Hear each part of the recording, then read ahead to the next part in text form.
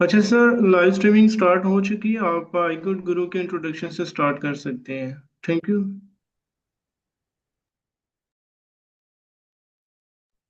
जी sir, मैं screen share कर रहा हूँ।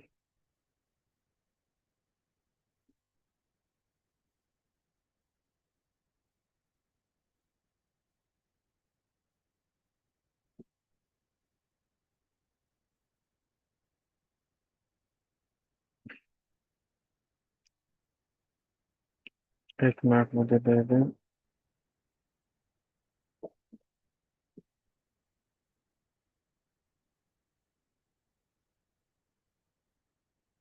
सर मेरा स्क्रीन विजिबल है? ये सर विजिबल है।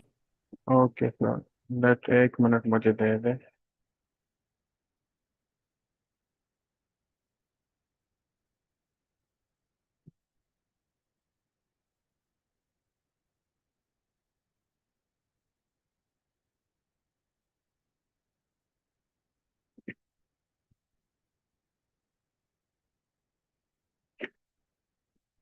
बिस्मिल्लाहिर्रहमानिर्रहीम। तो आई कोड गुरु के इंट्रोडक्शन से हम स्टार्ट करते हैं। आई कोड गुरु हमारे पास एक क्राउड लर्निंग प्लेटफॉर्म है, जिसमें हम लोगों से सीखते हैं और सिखाते हैं, और टुगेदर एज अ कम्युनिटी हम ग्रो करते हैं। आईकोड गुरु का जो को फाउंडर है वो हमारे पास सर जफर है। और इसमें जो को फाउंडर में हमारे पास आते हैं sir Rizwan Gaffar, sir Kaleem Anwar, sir Aamir Khan and sir Khalid Khokhar. ये सारे सिलिकॉन वैली के टॉप इंजीनियर्स हैं, और ये इस आई कोड गुरु के को लीड करते हैं और स्टूडेंट को इसमें गाइड करते हैं हमारे पास। आई कोड गुरु का जो मिशन है वो क्या है? आई कोड गुरु का मिशन है एम्प्लॉयबिलिटी क्रिएट करना, हाई टेक स्किल्स प्रोवाइड करना, और इंटरनेशनल मेंटोर्स के साथ कनेक्ट करना। आई कोड गुरु हमारे पास आई कोड गुरु का फोकस क्या है, और आई कोड गुरु हमारे पास काम किस तरह करता है? आई कोड गुरु पे हमारे पास दिन में मोर देन 20 सेशंस होते हैं, और वीकली हमारे पास दो वर्कशॉप होते हैं और एक वेबिनार, जिसमें हमारे पास सिलिकॉन वैली से या मींस एक टॉप इंजीनियर या कोई और सक्सेसफुल पर्सन आता है जो स्टूडेंट को एक टॉपिक पे गाइड करते हैं या अपने व्यूज शेयर करते हैं। इसके अलावा हमारे पास कोर्सेज में पाइथन का कोर्स आता है for absolute beginners, means for non tech people as well. इसके अलावा हमारे पास आइल्ट्स, डीईटी और जीआरई कोर्सेज भी कराए जाते हैं। इसके अलावा हमारे पास डीएसए के प्रॉब्लम सॉल्विंग कोर्सेज होते हैं, और हमारे पास डेडिकेटेड मशीन लर्निंग और डेटा साइंस के कोर्सेज भी होते हैं। और ये सारे सेशंस और जो भी आई कोड गुरु की एक्टिविटी है वो आई कोड गुरु के यूट्यूब चैनल पे लाइव होते हैं हमारे पास, और वो आप वहाँ पर रिकॉर्डेड भी पड़े होते हैं। मीन्स अगर आप कोई मिस करे भी तो आप वहाँ पर जाकर वो आप दोबारा देख सकते हैं। अच्छा, आई कोड गुरु के रिसेंट अचीवमेंट की अगर हम बात करें तो आई कोड गुरु ने 1000+ इंटरनेशनल अवार्ड्स एंड कंपटीशन जीते हैं। इसके अलावा 100+ फुली फंडेड स्कॉलरशिप्स इन्होंने विन किया आई कोड गुरु के स्टूडेंट्स ने, जिसमें हमारे पास जो मेन कंट्री है वो यूएसए है। इसके अलावा और कंट्रीज यूरोप के कुछ ममालिक भी हमारे पास शामिल है जिसमें आई कोड गुरु के स्टूडेंट्स गए हैं। और आई कोड गुरु के स्टूडेंट्स ने हार्वर्ड CS50X पजल डे में 2026 में 750 टीम्स ने 9x9 पजल सॉल्व किए थे। इसके अलावा हमारे पास आई कोड गुरु के 255+ mentors Stanford code in place में सेलेक्ट हुए थे। और अगर हम बात करें MIT इमर्जिंग टैलेंट प्रोग्राम के, तो इसमें हमारे पास 3 आई कोड गुरु के स्टूडेंट्स सेलेक्ट हुए थे अमंग टोटल सिलेक्शन जिस जो 320 हुई थी हमारे पास। इसके अलावा अराउंड 300 स्टूडेंट्स ने आई कोड गुरु के गूगल कोड जैम में पार्टिसिपेट किया था 2023 में।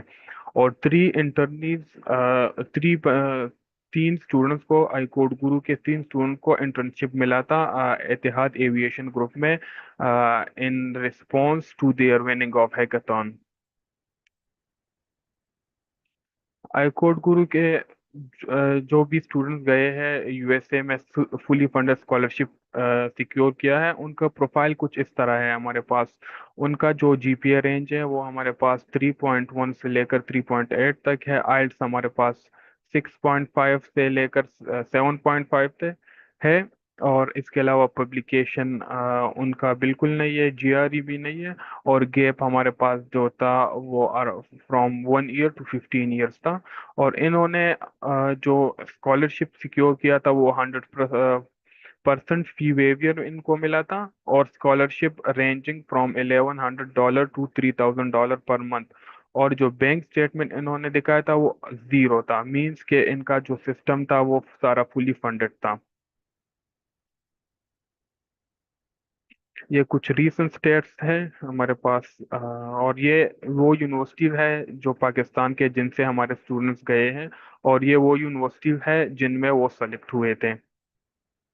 आईकोड गुरु की अगर हम बात करें मींस के कम्युनिटी, तो आईकोड गुरु की कम्युनिटी बहुत तेजी से बढ़ी। हमारे पास 2022 में अराउंड 13,000 स्टूडेंट्स थे। और हमारे पास अभी 2024 में 30,000 थे। 2025 में हमारे पास अराउंड 35,000 थे।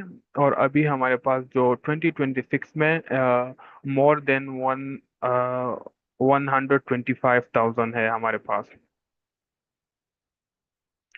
तो आईकोड गुरु को अगर ज्वाइन करने के लिए आप आईकोड गुरु के जो वेबसाइट है वहाँ पर जाकर ज्वाइन कर सकते हैं। ये यूआरएल है icode.guru./join।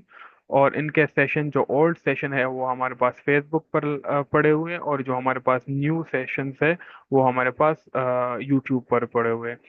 और आज का जो हमारा एजेंडा है, जो हमारा वर्कशॉप है वो है एनएलपी एसेंशियल, जो सरियावर लीड करेंगे। तो सरियावर, ओवर टू यू। जी thank you so much. Okay. जी सर, मैं स्क्रीन शेयरिंग ऑफ करता हूँ। All right.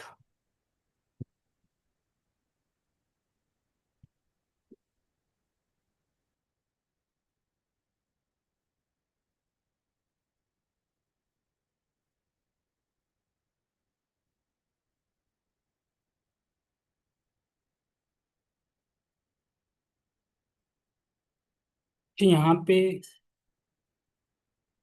इंटायर स्क्रीन से ओके, यहाँ पे आपको स्लाइड्स शो हो रही हैं सर? काइंडली कंफर्म करो। जी सर, स्लाइड दी आपकी शेयर है जी। Okay okay, thank you.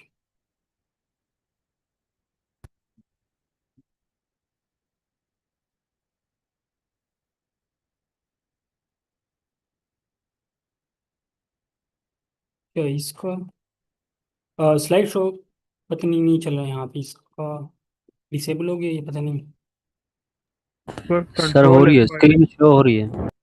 हाँ, यहाँ पे इसका जो स्लाइड शो है वो मेरे ख्याल से इसका हो। सर कंट्रोल F5 से करे ट्राई।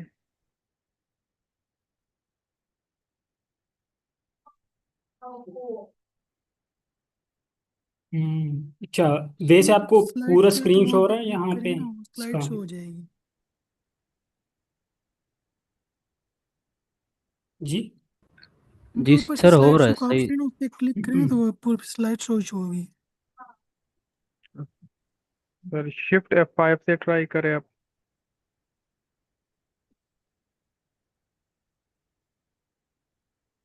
अच्छा, वैसे यहाँ पे अगर पूरा आपका शो हो रहा है तो मेरे ख्याल से इसको रहने देते हैं यहाँ, पता नहीं जी सर, इसका। अगर नहीं हो रहा तो आप कंटिन्यू करें इसी तरह ओके ही। Okay I think it's good, visible है। Okay, thank you so much. Okay, so बिस्मिल्लाहिर्रहमानिर्रहीम। सो हम स्टार्ट करते हैं। हमारे पास जो वर्कशॉप है इसका जो टाइटल है NLP essentials concepts to code. हम फर्स्ट ऑफ ऑल इस तरह करते हैं कि हमारे पास ना एनएलपी के जो थियोरेटिकल कॉन्सेप्ट्स हैं, बेसिक्स, उसको देखते हैं। फिर उसके बाद हमारे पास सरफहद हैं, उसको वो यहाँ पे आपको इसकी जो इम्प्लीमेंटेशन है, एक छोटा सा डेमो प्रोजेक्ट भी आपको दिखाएंगे फ्रॉम स्क्रैच टू डिप्लॉयमेंट। सो यहाँ पे हमारे पास पहला कुछ एआई पे हम डिस्कशन कर लेते हैं कि हमारे पास एआई के डिफरेंट उसके फील्ड्स हैं। एआई का हमारे पास दो टाइप्स भी होते हैं, जिसको हम बोलते हैं आर्टिफिशियल नैरो इंटेलिजेंस, और दूसरा हमारे पास होता है आर्टिफिशियल जनरल इंटेलिजेंस। सो ये बेसिकली हमारे पास इसके दो क्लासेस कह लें आपको इसके, या फिर टाइप्स कह लें। इसमें क्या होता है कि हमारे पास ना अभी जो हमारे पास एआई की जो भी जितनी भी डेवलपमेंट हो चुकी है, वो हमारे पास नैरो इंटेलिजेंस पे बेस पे है। उसको हम वीक एआई भी बोलते हैं। उसमें क्या होता है कि हमारे पास ना जो भी सॉफ्टवेयर होते हैं, या फिर जो भी हमारे पास मॉडल्स होते हैं, वो एक स्पेसिफिक टास्क के लिए हम उसको बना देते हैं। और मतलब एक जिस तरह के हमारे पास एक स्पैम डिटेक्शन के लिए हम यूज़ करते हैं, या फिर रिकमेंडेशन सिस्टम जो हमारे पास होता है, तो वो हमारे पास क्या होता है एएनआई बेस्ड होता है। और दूसरा हमारे पास है आर्टिफिशियल जनरल इंटेलिजेंस। उसमें क्या होता है कि उसको हम स्ट्रॉन्ग एआई भी बोलते हैं, लेकिन वो फ्यूचरिस्टिक हमारे पास है। लाइक यहाँ एआई जो फील्ड हमारे पास है, वो पूरा का पूरा मतलब अभी एडवांसमेंट में है, या उस पर रिसर्च चल रहा है। सो ये हमारे पास थे दो उसके क्लासेस। दूसरा हमारे पास है इसका एआई के हमारे पास सब क्लासेस, या फिर सब फील्ड के हैं, वो है हमारे पास मशीन लर्निंग। फिर मशीन लर्निंग के बाद दूसरा है हमारे पास deep learning. So basically start में क्या था कि हमारे पास ना एक पहले जब इनिशियली एआई में था, फेज में था, तो हमारे पास ना उसमें एक्सपर्ट सिस्टम्स उसको बोलते थे। उसमें क्या था कि हमारे पास ना एक स्पेसिफिक सिस्टम था जिसको ट्रेन किया गया था, या आप कह लें कि उसके पास ना एक ह्यूमन जो कि एक स्पेसिफिक फील्ड में एक्सपर्ट था, उसका जो भी नॉलेज था, उसकी जो टेक्निकल एक्सपर्टीज थी, उसको हम वो उसमें स्टोर कर देते थे। और फिर हम सिंपली उससे मतलब पूछते थे, और वो सिंपली आंसर करते थे। इस टाइप का कुछ हमारे पास एक्सपर्ट सिस्टम्स थे, जिसको हम रूल बेस्ड एआई भी बोलते हैं। दूसरा था हमारे पास मशीन लर्निंग। फिर आ गया कि हम ना जो एक्सपर्ट सिस्टम थे, वो ना वो इसके काबिल नहीं थे कि वो कुछ लर्न कर सके, मतलब कुछ नया उसमें डिवेल्प कर सके।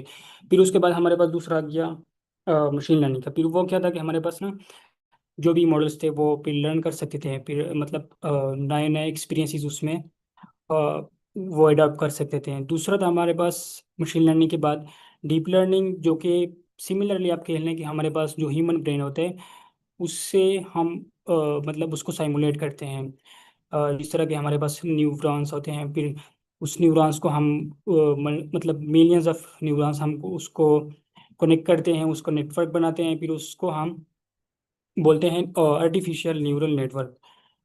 सो उसके बाद हमारे पास डीप लर्निंग में हमारे पास पहले जो चीज़ थी वो थी इमेज प्रोसेसिंग की। यानी कि हम इमेज को प्रोसेस कर देते हैं, जिस तरह की हमारे पास इमेज रिकग्निशन की था। लाइक यहाँ पे हमारे पास जो कैट्स और डॉग की क्लासिफिकेशन करते हैं, तो हम उसमें ना सी नेम जो हमारे पास मॉडल्स है डीप लर्निंग के, उसको हम यूज़ करते थे। फिर था हमारे पास टेक्स्ट प्रोसेसिंग का, जिस तरह का हमारे पास अभी जो जेन एआई है, या फिर जो एनएलपी का हमारे पास है, कि हमारे पास ना जो चैट बॉट्स थे, आप उससे क्वेश्चन करते हैं और फिर वो आपको रिस्पॉन्स करते हैं। तो ये हमारे पास था टेक्स्ट प्रोसेसिंग का। फिर उसके बाद हमारे पास आ गया स्पीच रिकॉग्निशन का।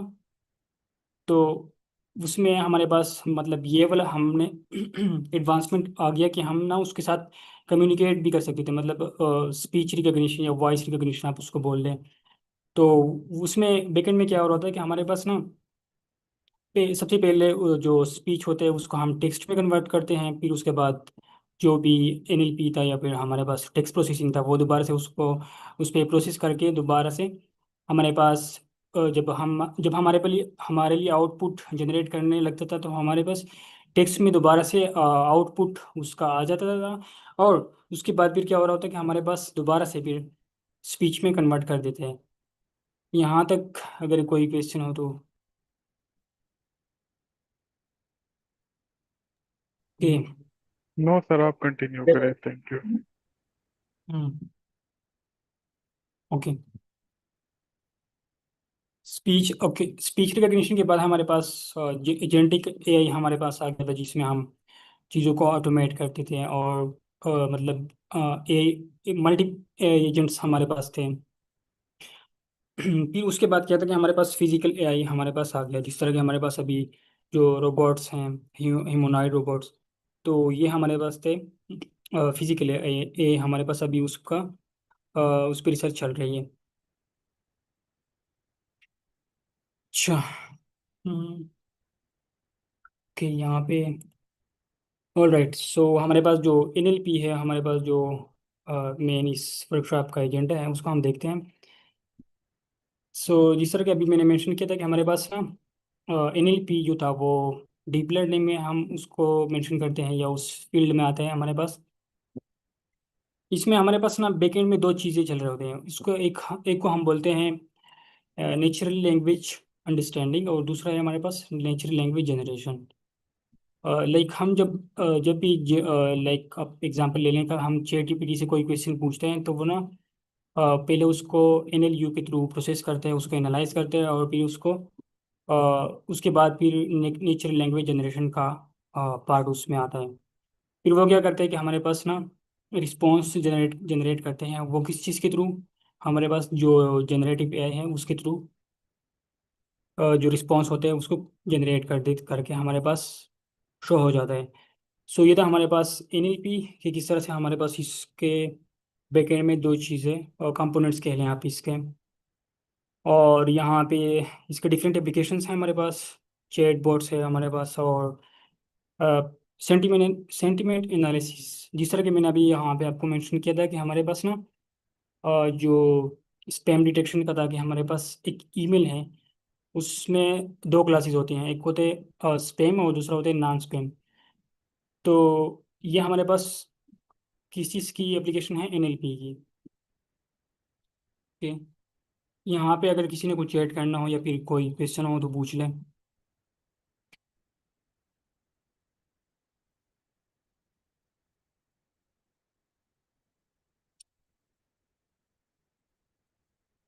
ऑलराइट, यहाँ पे हमारे पास कुछ मॉडल्स हैं, और यहाँ बार्ड हमारे पास एक मॉडल है, GPT-3 है, लेमडा। इस मॉडल्स को अगर आपने एक्सेस करना हो, मतलब यूज़ करना हो, तो आप हम यहाँ पे आपको एक लाइब्रेरी, एक प्लेटफॉर्म है, हम उसको हम हगिंग फेस बोलते हैं। वहाँ पे आप इसको डायरेक्टली एपीआई के थ्रू भी एक्सेस कर सकते हैं, और वहाँ पे ऑलरेडी उसका एक आईडी भी अवेलेबल है। तो उसमें आप अपना कोड लिख के इसको सिंपली कोड में यूज़ कर सकते हैं।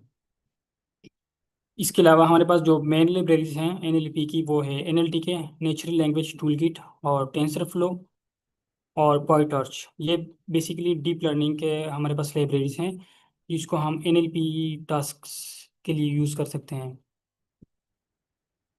जी सर, कोई क्वेश्चन है? सर ये जो आपने मॉडल बताए हैं बर्ड GP3, इनको मतलब फ्री ऑफ कॉस्ट हम यूज़ कर सकते हैं या कोई पैसे वगैरह देने होते हैं इसके? हम्म, गुड क्वेश्चन। अच्छा, यहाँ पे ना हमारे पास डिफरेंट मॉडल्स होते हैं, जिस तरह के बर्ड मेरे ख्याल से ओपन सोर्स है, हाँ। लेकिन GPT-3 पे आपको ना उसके अपने लिमिटेशंस होते हैं, वो फिर आपको कुछ टोकन्स वगैरह होते हैं उसके, अगर वो लिमिटेशन आप क्रॉस कर दें तो आपको पेमेंट करनी होगी। और इसके अलावा हमारे पास एक लामा हमारे पास एक मॉडल है, उसको अगर आप यूज़ करना चाहते हैं तो वो भी ओपन सोर्स अवेलेबल है, मतलब वो फ्री ऑफ कॉस्ट है। तो आपने इसको इस तरह से देखना होता है कि आपने जो भी प्रोजेक्ट्स के आपके रिक्वायरमेंट्स होते हैं ना, उसको देख के आपने यूज़ करना होता है। और यप, आई होप सो कि मैंने आंसर कर दिया। सर आपने हगिंग फेस के बारे में कुछ बताया था, काइंडली उसको रिपीट कीजिएगा कि हगिंग हम्म, फेस।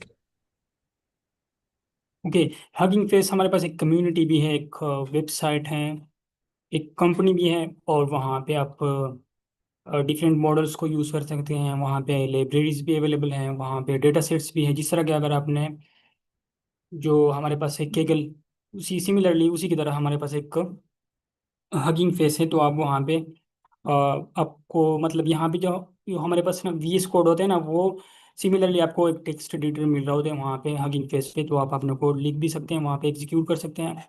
और जो भी लाइब्रेरीज अगर आपने इंपोर्ट करना हो तो आप उसको हगिंग फेस के अंदर ही कर सकते हैं। मतलब आपने कुछ इंस्टॉल करना नहीं होता, बस अपने सिर्फ इंटरनेट कनेक्शन आपको रिक्वायर्ड होता है।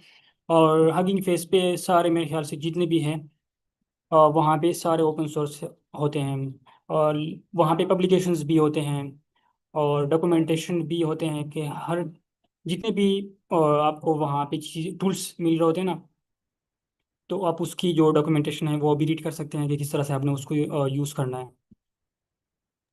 हाँ अच्छा सर, मैं यहाँ पर ऐड करना चाहूँगा, हगिंग फेस हमारे पास जिस तरह हमारे पास गेट हब है उस पर हम कोड को डिप्लॉय करते हैं, इस तरह हगिंग फेस पे हम अपने मॉडल को डिप्लॉय करते हैं। मीन्स जिस तरह ये बड़े कंपनीज है, जिस तरह ओपन एआई है, अगर ये कोई मॉडल बनाई है वहाँ पर डिप्लॉय कर रहे थे, इस तरह जो भी अगर कोई बंदा फाइन ट्यून करे उसको वो डिप्लॉय कर रहे थे, फिर वो वहाँ से और लोग यूज कर सकते हैं, पेड भी और फ्री भी इस तरह।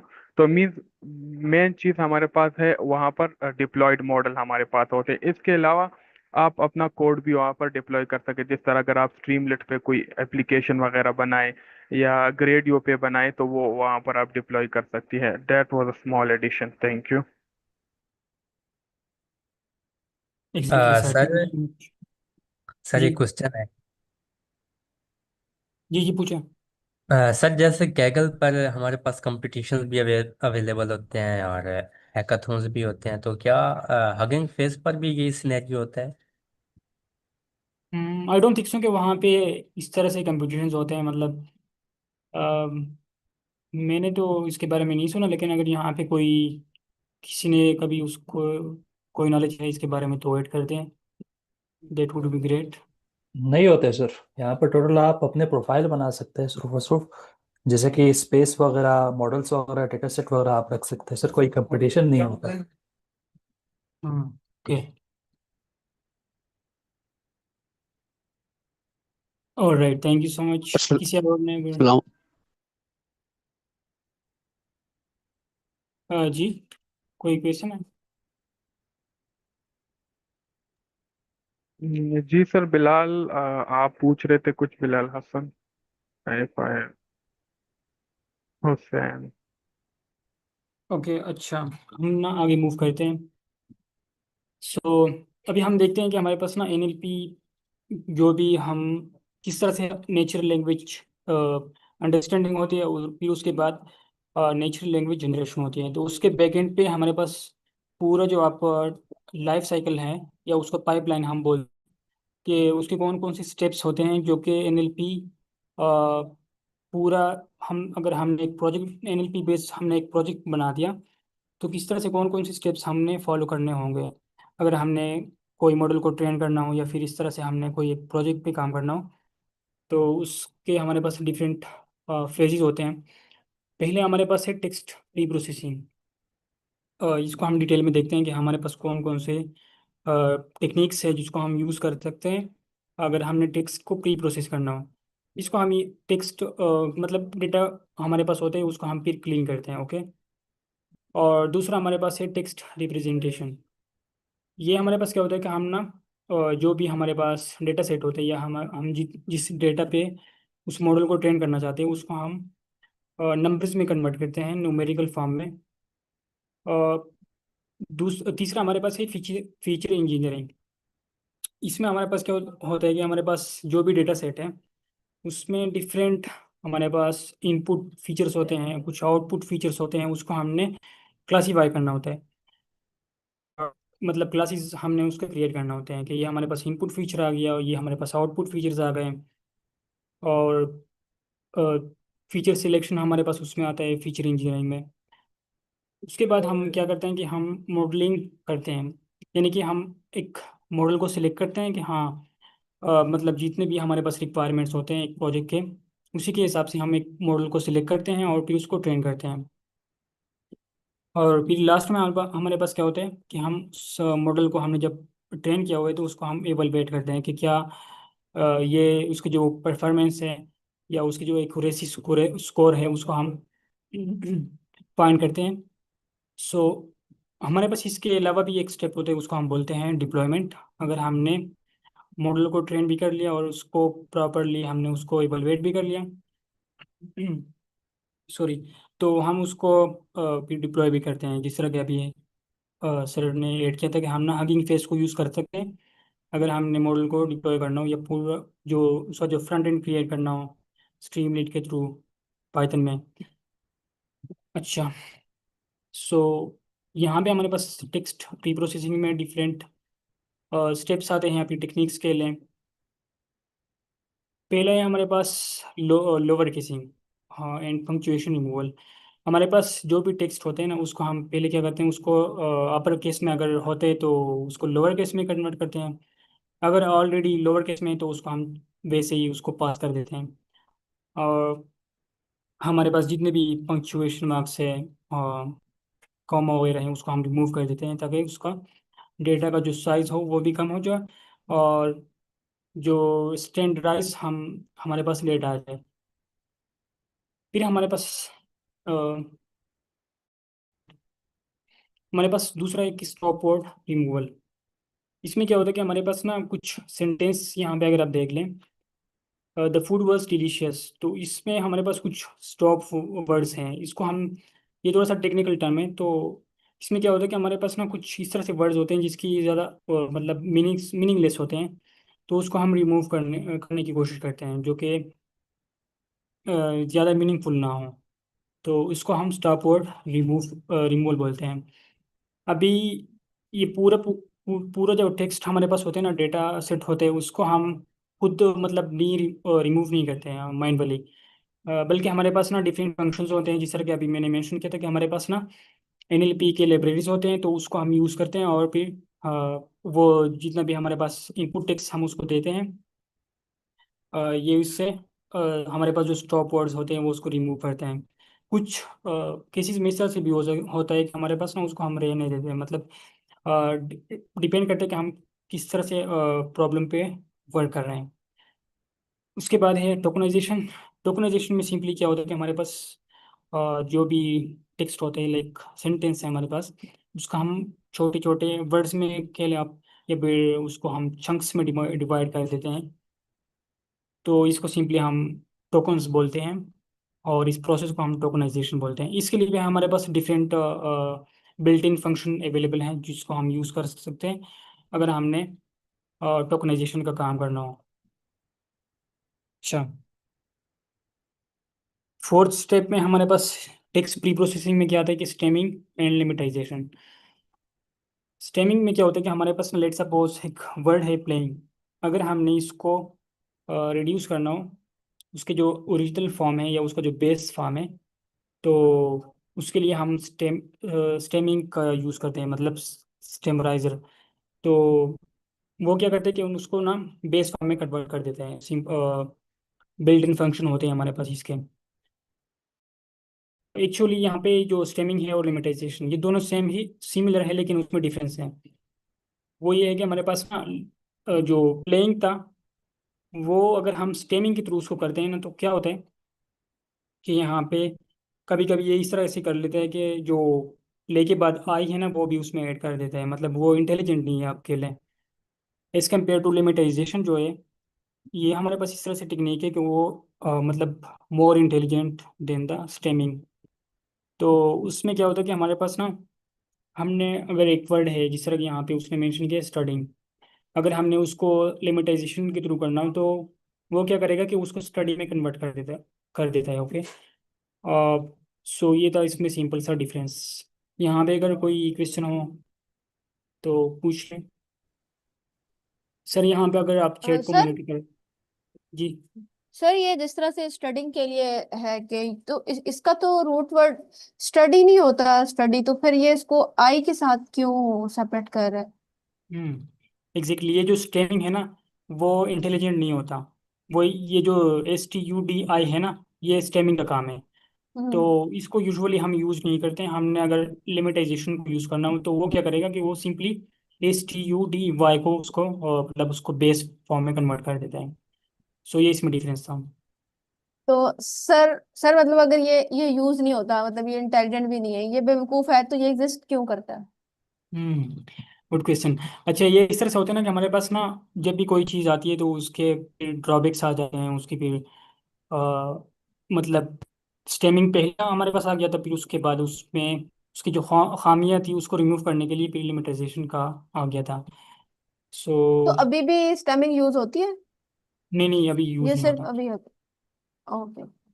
Thank you. हाँ वैसे कभी कभी शायद यूज़ भी होते हैं, मतलब हर हमारे पास हर टेक्निक का या फिर हर टूल का एक अपना पर्पस होता है, कभी कभी कहीं केसेस में यूज़ हो जाता है तो।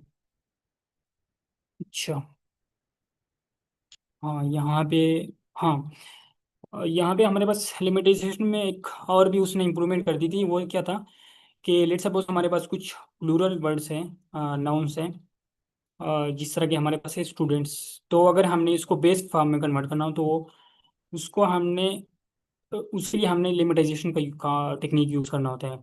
ये वाला काम हम जो स्टेमिंग है उसके थ्रू नहीं कर सकते। ओके, यहाँ पे आप एग्जांपल्स आपको दिखाई दे रहे होंगे।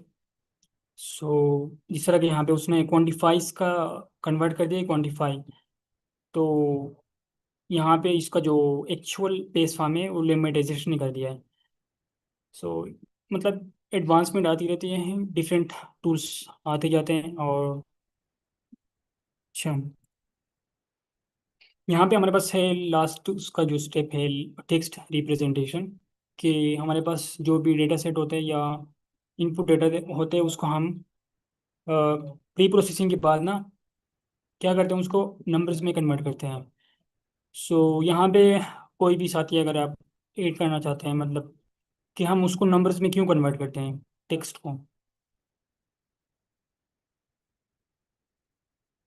अच्छा सर, हमारे पास कंप्यूटर सिर्फ नंबर्स को अंडरस्टैंड करता है, टेक्स्ट को नहीं करता स्टेट्स में।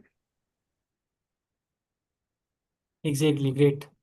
ऐसे ही होता है कि हमारे पास ना जो भी जो कंप्यूटर सिस्टम है वो सिर्फ नंबर्स पे चलते हैं और वो टेक्स्ट वगैरह को अंडरस्टैंड नहीं कर सकता। तो उसके लिए हम नंबर्स को कन्वर्ट करते हैं और उसी के हिसाब से हम डिफरेंट टेक्स्ट रिप्रेजेंटेशन के लिए हम डिफरेंट यहाँ पे टू टेक्निक्स है जो यूज़ करते हैं। एक है बेगअप वर्ड्स। बेगअप वर्ड्स में क्या होता है कि हमारे पास ना एक 2 डायमेंशनल मैट्रिक्स यूज़ होते हैं। उसमें क्या होता है कि हमारे पास ना लेट सपोज यहाँ पे एक सेंटेंस है, अ स्मॉल डॉग। तो स्मॉल को हम क्या करते हैं कि हम ना हर वर्ड का एक फ्रीक्वेंसी हम उसको काउंट करते हैं या फिर अक्रेंस को के लें। तो यहाँ पे जब पहले सेंटेंस में क्या था कि स्मॉल का हमारे पास एक उसका फ्रीक्वेंसी आ गया या उसको काउंट के ले, और जो डॉग था उसको भी हमारे पास हमने उसको एक मेंशन कर दिया यहाँ पे। तो दूसरे सेंटेंस में हमारे पास क्या था कि क्यूट 2 मरतबा आ गया है, तो हमने उसकी जो फ्रीक्वेंसी थी वो 2 सेट कर दी। बाकी जो वर्ड्स थे दूसरे सेंटेंस में बाकी जो वर्ड्स की फ्रीक्वेंसी है वो हमने 0 कर दी। तो इस तरह से हम, हाँ, बेग ऑफ वर्ड्स को यूज़ करते हैं एनएलपी के लिए। और ये फिर जो मॉडल्स हमारे पास होते हैं बर्ट GPT-3, वो उसको इजीली अंडरस्टैंड कर सकते हैं। उसके बाद है हमारे पास TF-IDF, term frequency inverse document frequency. इसमें क्या होता है कि हमारे पास ना जो भी टेक्स्ट होते हैं उसको हम देखते हैं कि उसमें सर हमारे पास। ये जी। सर ये चीजें सिर्फ हमारी अंडरस्टैंडिंग के लिए हैं, ये काम तो वो मॉडल वगैरह ही करते होंगे ना, है ना? एग्जैक्टली, हाँ, एग्जैक्टली हमारे पास या बिल्ट इन हमें खुद भी ये फंक्शन। फ्रीक्वेंसी ये इस तरह ये काम करना पड़ता है? नहीं नहीं नहीं नहीं, हमने मैनुअली इसको नहीं करना होता, बस हमारे पास ऑलरेडी उसमें जो लाइब्रेरीज है वो खुद उसको कर रहे होते हैं। सो अच्छा, टर्न फ्रीक्वेंसी और इसको हम, उसका पूरा नाम जो है वो है इनवर्स डॉक्यूमेंट फ्रीक्वेंसी, मतलब ये पूरा एक टेक्निक का नाम है। तो इसमें क्या होता है कि हमारे पास ना जो भी कॉमन वर्ड्स होते हैं उसको हम लोअर वेट असाइन करते हैं, मतलब उसकी जो वेटेज है उसको हम लोअर वैल्यू असाइन कर देते हैं। और जो भी हमारे पास इस तरह से वर्ड्स हैं जो कॉमन नहीं होते, मतलब जो प्रॉपर होते हैं, जो कि जिसकी फ्रीक्वेंसी आप कह लें, लेट सपोज हमारे पास एक टेक्स्ट है ना, अगर उसमें एक वर्ड है वो बहुत ज़्यादा, उसकी जो फ्रीक्वेंसी है वो बहुत बार बार उसकी रिपीटेडली आ रहा है, तो उसको हम ना लोअर वेट असाइन कर देते हैं। और एज कम्पेयर टू जो भी प्रॉपर वर्ड्स होते हैं जो कि जिसकी फ्रीक्वेंसी कम होती है उसको फिर हम हायर वेटेज असाइन कर देते हैं। ओके, सो हम यहाँ पे एक छोटा सा प्रोजेक्ट करेंगे, मूवी रिव्यू सेंटिमेंट एनालिसिस। तो हमारे पास सरफाद हैं जो कि one of the best trainer at I Guru. और sir, are you there? Yes, sir. I am here, sir. Can you hear me? जी sir, I can hear you. Thank thank you you so so much much for for. your compliment. Sir मैं ना screen share करता हूँ। Okay okay sure. अच्छा, तो पहले ना मेरा क्वेश्चन है छोटा सा कि ना, मतलब आप लोगों को ये पूरी पाइपलाइन क्लियर हो गई कि हम एनएलपी कर क्यों रहे हैं, उसका पर्पस क्या है, और उसका बैक एंड पे किस तरह चल रहा है। अगर ये क्लियर है फिर चीज़ें हमारे लिए काफ़ी आसान हो जाएंगी, मतलब आपको पूरी एक इमेज क्लियर हो जाएगी। तो अगर आप मैं बताना चाहें तो हम उसको पहले चल सकते हैं कि अभी तक आपको कितना इमेज समझ आया कि हम क्या कर रहे हैं एनएलपी के बारे में और क्यों कर रहे हैं। सर बैग ऑफ वर्ड्स के बारे में थोड़ा सा और बता दें, ये हम क्यों मतलब कोई वर्ड्स को इकट्ठा करने के लिए करते हैं, क्या करते हैं मतलब? तो वो हम ना इसको देख लेते हैं, हमारे पास ना टेक्निक होती है कि हम उसको किस तरह कन्वर्ट करेंगे, उसको हम चेक कर लेते हैं। अगर किसी और की कोई फीडबैक है तो वही बता दें।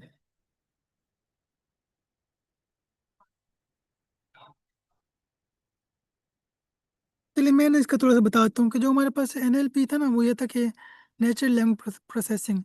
इनके जैसे हम ह्यूमंस हैं, हम बात करते हैं, मैं कहता हूँ कि आई लव दिस मूवी, या मैं कहता हूँ कि this movie is very good, या I really like this movie. तो हमारे लिए मतलब ना ये पता है कि पॉजिटिव रिव्यूज़ हैं, लेकिन जो मशीन है उसके लिए डिफरेंट चीज़ें हैं, डिफरेंट मतलब उसके लिए 3 डिफरेंट सेंटेंसेस हैं जिसको उसने प्रोसेस करना है। तो एक तो चीज़ ये आ जाएगी ना कि उसने उसको कन्वर्ट करना है नंबर्स के अंदर। ये नहीं किया क्योंकि उसने समझना है नंबर्स को। एक तो आपने देखना कि भाई नंबर्स हमें कन्वर्ट करने हैं। जो हमने सर ने बताया ना टेक्निक्स करके, बैग ऑफ वर्ड्स हैं या TF-IDF है, ये वही टेक्निक्स हैं जो हमें हेल्प करते हैं कि हम उसको नंबर्स में किस तरह कन्वर्ट कर सकते हैं। क्योंकि जितना बेहतर आपकी इनपुट होगी ना, वो उतना बेहतर रिजल्ट देगा आपको। एक तरह से पाइपलाइन है, उनके पास टेक्स्ट है, प्रोसेस किया आपने उसको नंबर्स में कन्वर्ट करके ना, जब मतलब लगता है कि नंबर कन्वर्ट हो गए हैं, फिर आप उसको देंगे मॉडल को। क्योंकि मॉडल उस पर नहीं कर सकता, जैसे मैं कहता हूँ कि आई एम फाद, तो इस पर मैं ना कोई मल्टीप्लाई कर सकता हूँ ना ऐड कर सकता हूँ। जबकि जितने भी ML के एल्गोरिथम थे ना, वो सारे किसी न किसी फार्मूलाज के ऊपर है, या उनके पीछे कोई ना कोई लॉजिक होते है कि मैथ का कोई फंक्शन होता है कि भाई ये इस चीज़ पे होगी तो फिर इस तरह काम करेगा। तो इसलिए हम उनको नंबर में कन्वर्ट करते हैं। फिर वो नंबर पे ऊपर पैटर्न सीखते हैं कि अच्छा इसके अंदर क्या पैटर्न है, क्या चीज़ है। तो फिर हम उसको फिर प्रिडिक्शन करते हैं अपनी। तो उसके लिए हमने ना आज एक मूवी का डेटा सेट लिया है जिसके अंदर मल्टीपल सेंटेंसेस हैं, उसको फिर हम देख लेंगे। तो मैं अपनी ना स्क्रीन शेयर कर देता हूँ आपको। अच्छा मुझे ये बता दें कि मेरी ये स्क्रीन विजिबल है? Yes sir. ओके, तो हमने उसको कर लेते हैं।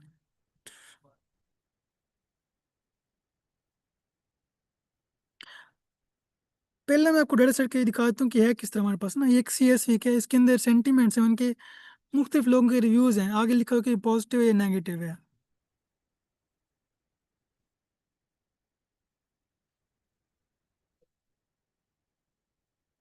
तब ये देखें ना, ये हमारे पास ना डेटा सेट आ गया है। अब ये एक पूरा रिव्यू लिखा हुआ है कि भाई मूवी कैसी थी, क्या थी। आगे लिखा हुआ है कि ये सेंटीमेंट इनके पॉजिटिव है, नेगेटिव है।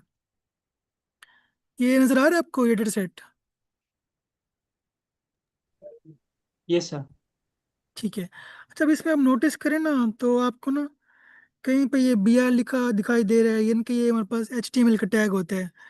कहीं पे ये इन्वर्टेड कॉमास लगे हुए हैं, कहीं पे क्या हुआ है पड़े, मतलब कहीं पे सिंबल्स हैं। अब हमारे लिए ना ये इतना मसला नहीं है कि कोई इमोजी यूज़ कर दें, कोई स्माइली यूज़ कर दें। मतलब मुझे पता है अगर मैं हार्ट बना दूंगा तो उसका क्या मकसद है, इनकी मुझे चीज़ बहुत ज़्यादा पसंद है। लेकिन मशीन के लिए वो डिफरेंट चीज़ है, वो उसे समझना पड़ेगा कि भाई ये क्या चीज़ है, ऐसा क्यों करना है। तो इसीलिए हम वो पूरी पाइपलाइन फॉलो करते हैं जो सर ने बताई थी कि प्रोसेसिंग की ना, कि मतलब उसको रिमूव कर देते हैं, अपर वर्ड रिमूव कर देते हैं, लोअर केस कर देते हैं, कोई क्या कहते हैं जो स्टॉप वर्ड जैसे आई मी, इस तरह की चीज़ें भी रिमूव कर देते हैं।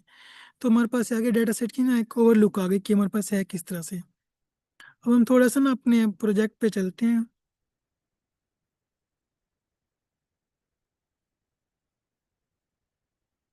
या किसी का कोई क्वेश्चन हो तो बीच में मतलब बता सकते हैं, मैं वहीं पे ना रुक के बता दूंगा आपको।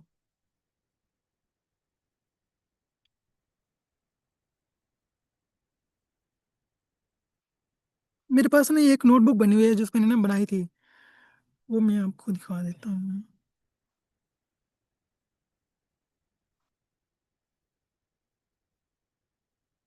अच्छा अब ये ना हमारे पास एक पूरी मैंने ना पिक्चर बनाई है कि हम कर क्या रहे हैं। तो हम लोग यूज़ कर रहे हैं ट्रेडिशनल एनएलपी, यानी कि जो पहले हम करते थे ना, हम उसको यूज़ कर रहे हैं। इसीलिए इसके अंदर आपको सारा कुछ स्टेप्स दिखेंगे कि पाइपलाइन हम किस तरह बना रहे हैं, उनको कन्वर्ट किस तरह कर रहे हैं। जबकि जो लेटेस्ट चीज़ें आई है ना, मतलब जैसे कोई मॉडल है, जो लेटेस्ट मॉडल आ रहे हैं उसके अंदर वो खुद ब खुद कर देते हैं। लेकिन अभी आपकी अंडरस्टैंडिंग के लिए ना हम ये स्टेप्स देखते हैं, ताकि हमें पता चले कि वाकई काम किस तरह कर रहे हैं।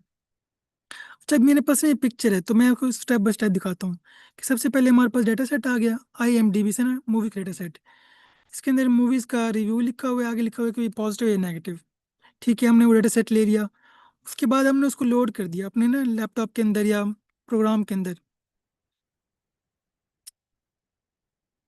जैसे हम उसको लोड करेंगे ना, उसका मतलब हम उस पर कोई ना कोई एक्शन परफॉर्म कर सकते हैं। उसके बाद हम उस पर कुछ ना कुछ प्रोसेसिंग कर रहे हैं, मतलब हम उसको इस तरह बना रहे हैं कि मशीन के लिए यूज़फुल हो उसके। तो हमारे पास आ गया, सब कुछ आ गया। फिर हम उसे कन्वर्ट कर देते हैं दो हिस्सों में ना, ट्रेन के अंदर, टेस्टिंग के अंदर, ताकि कुछ हिस्से हम ट्रेनिंग के लिए रख लें तो कुछ से टेस्टिंग के लिए। उसका फ़ायदा ये होगा कि जब हम सीख जाएगा मॉडल, फिर हम टेस्ट कर सकते हैं कि अच्छा ये सही बताया है या गलत बताया है। हमें एक तरह से कंपैरिजन मिल जाता है कि अच्छा इसके अंदर ये था, तो हम 80-20 की रेशो रख देते हैं। फिर हमने उस पर ये इम्प्लीमेंट करें सर एक TF-IDF, इनके जो क्वेश्चन। हमने कहा था कि भाई। जी सर। सर जो ट्रेनिंग एंड टेस्टिंग जब हम डाटा को डिवाइड करते हैं, सेपरेट करते हैं 80-20% में, जी sir. Sometimes machine learning models में ऐसा होता है जी कि हम जो डिवाइड करते हैं डाटा को वो 70 और 30% में करते हैं। तो ये हमने कैसी कंडीशन में कैसे हमने 80-20 रखना होता है और 70-30 रखना, इसके बारे में बताइएगा।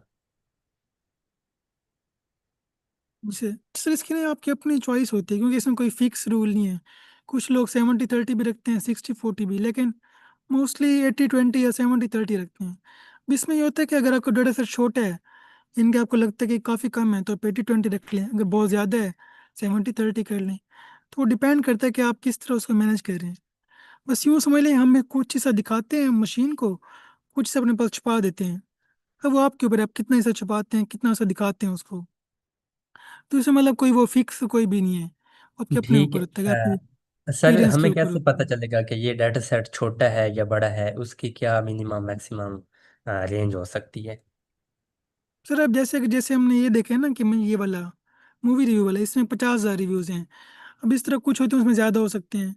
जैसे अगर कोई इमेज का डाटा सेट है, वो बहुत बड़ा होगा, या के पास पूरी बुक है, वो बहुत ज़्यादा होगी। तो हम ये देखते हैं कि अपने ये भी चेक करने के प्रोसेसिंग के लिए टाइम लेगा। अगर मैं यहाँ पे 5 लाख सेंटेंस दे दूँ तो वो घंटा लेगा, 2 घंटे लेगा। लेकिन मैं कहता हूँ नहीं, मुझे छोटा चाहिए, मैं उसको 10,000 कर दूंगा तो वो जल्दी हो जाएगा। तो फिर आपको ना देखना पड़ता है कि आपका मतलब बाकी क्या चीज़ें, कंस्ट्रेंट क्या क्या है आपके पास, उस हिसाब से फिर आप उसको मॉडिफाई कर लेते हैं।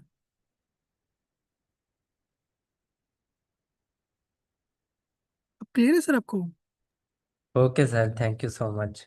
Thank you sir. अच्छा, कोई मसला नहीं सर। तो हम ना यहाँ तक हमने देख लिया कि 3-4 स्टेप हमारे पास हो गए। फिर हमने नेक्स्ट देखा कि TF-IDF ना, यानी कि वो उसको न्यूमेरिकल फीचर में कन्वर्ट कर देगा। तो इससे पहले सर पूछ रहे थे ना कोई, मतलब कि सर बैगर वर्ड्स क्या है। सर यूँ समझ लीजिए, जब हम NLP इन्वॉल्व हो रहे थे ना, बिल्कुल बेसिक सा, तो वो था हमारे पास बैगर वर्ड्स। यानी कि उसके अंदर बस आपके पास ये पता कि ये चीज़ें पड़ी हुई हैं, लेकिन उसका ऑर्डर क्या है, उसका कॉन्टेक्स्ट क्या है, उसके मीनिंग क्या है, वो हमें पता नहीं होता। तो जो साइंटिस्ट थे उन्होंने सोचा कि इससे बेहतर क्या हो सकता है।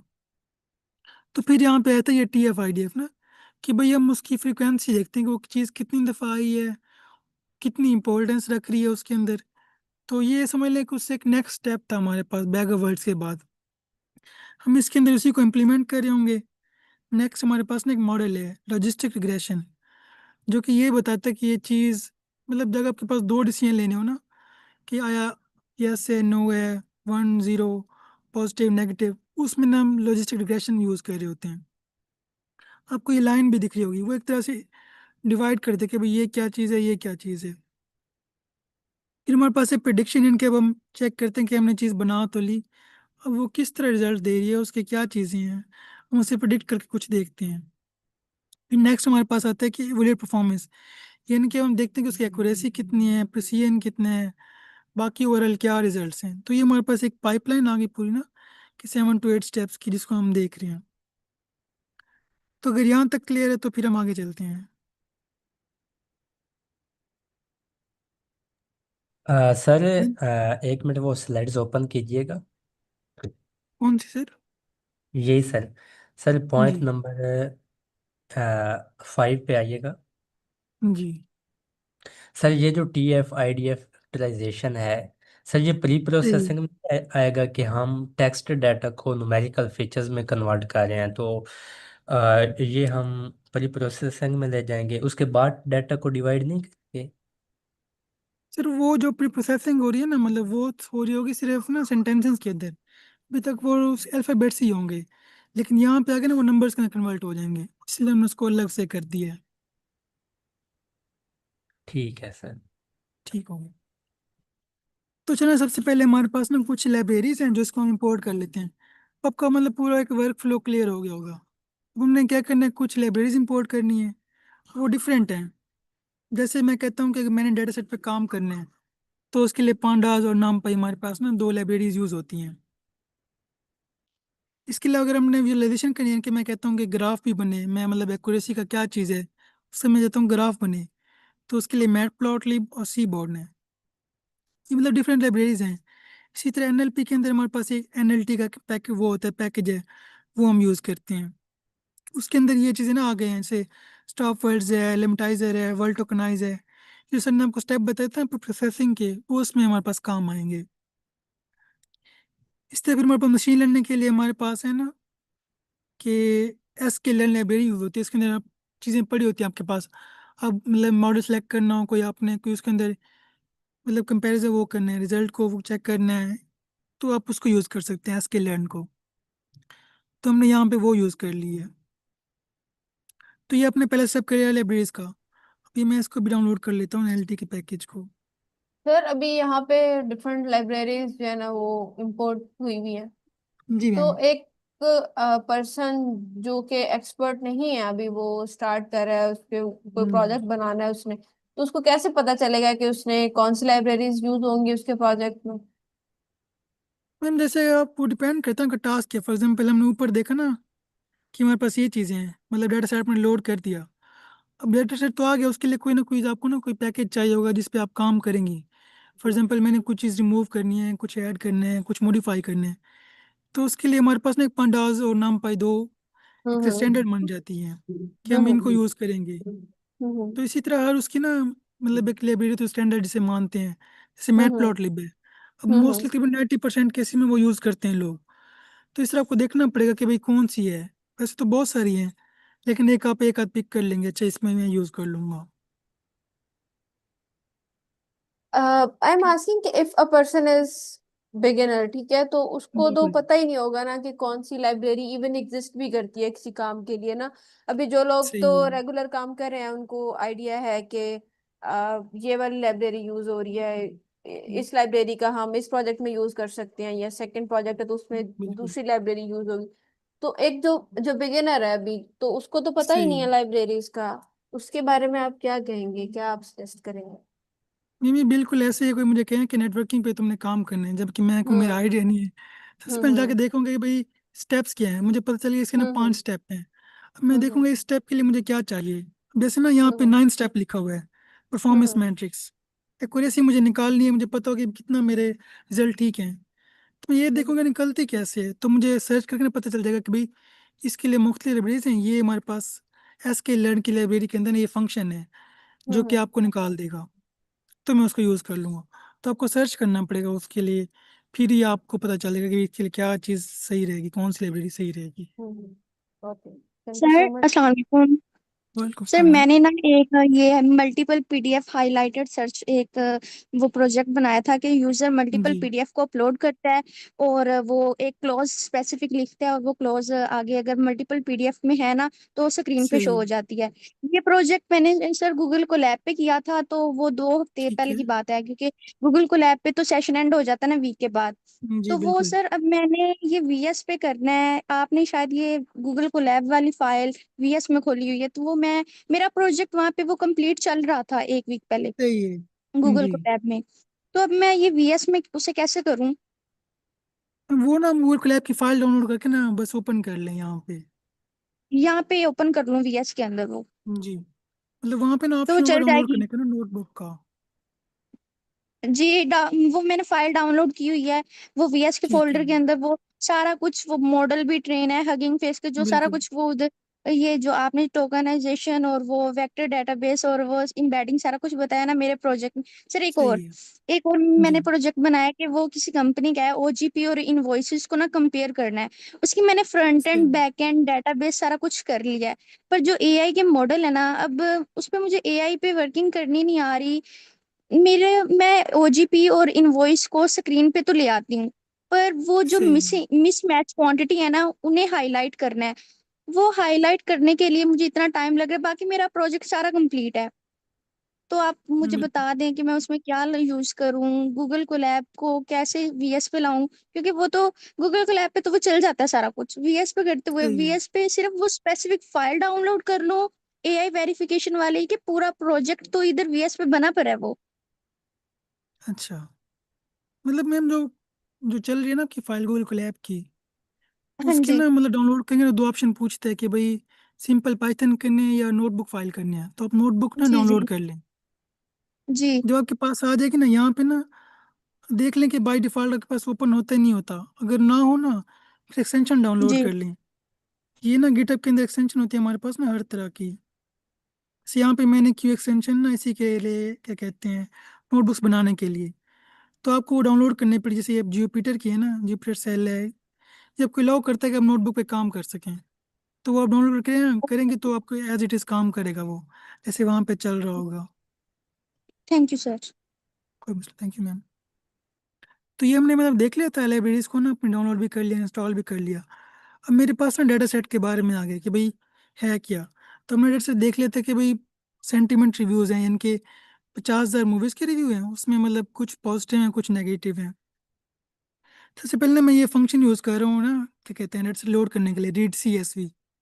ये उसी पांडास का नाम यूज़ कर रहे हैं जो कि मैं अलाउ करता है कि आप काम करें। अब मेरे पास इसके अंदर आ गया है।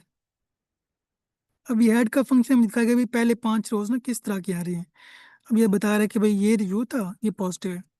तो मुझे इससे आइडिया होगा कि मेरे डाटा सेट किस तरह का है, दिखता कैसे है। जब आप डाटा सेट को हो जाते हैं ना, फिर आप देखते हैं कि भाई इसमें क्या इन्फॉर्मेशन है, मतलब कुछ मिसिंग तो नहीं है, कुछ एम्प्टी तो नहीं है। तो उसके लिए कुछ डिफरेंट जो स्टेप्स होते हैं, जैसे मैंने यहाँ पे अपना कुछ किए हुए हैं। डॉट इन्फो है, आपको एक ओवरऑल इन्फॉर्मेशन देता है उसके बारे में ना। मैं यहाँ पे क्लिक करता हूँ, उसमें बता दिया कि भाई टोटल एंट्रीज कितनी हैं, कॉलम कौन से है, उसकी टाइप क्या है, तो कोई पूरा एक आइडिया हो गया। फिर ये फंक्शन है कि क्या कोई इसके अंदर खाली तो नहीं है, खाली है तो कितने हैं, बता रहा है इसमें कोई खाली वगैरह नहीं है। तो ये ना डिफरेंट तरह से हो सकते हैं, हर कोई अपने अंदाज से कर सकते हैं। ये बस मैंने कुछ बेसिक स्टेप्स किए हैं कि भाई अगर आपको समझना हो डेटा सेट को, बजाय कि आप एक चीज़ देखें, आप इस तरह फार्मूला लगा के भी कर सकते हैं। ये वैल्यूज़ बता रहे हैं कि भाई 25,000 पॉजिटिव हैं, 25,000 नेगेटिव हैं। मैं ये चेक करूँ कि डुप्लीकेट भी हैं। वो कह रहे हैं हाँ 1418 एंट्रीज हैं डुप्लीकेट हैं, मतलब एज इट इज़ रिपीट हुई पड़ी हैं।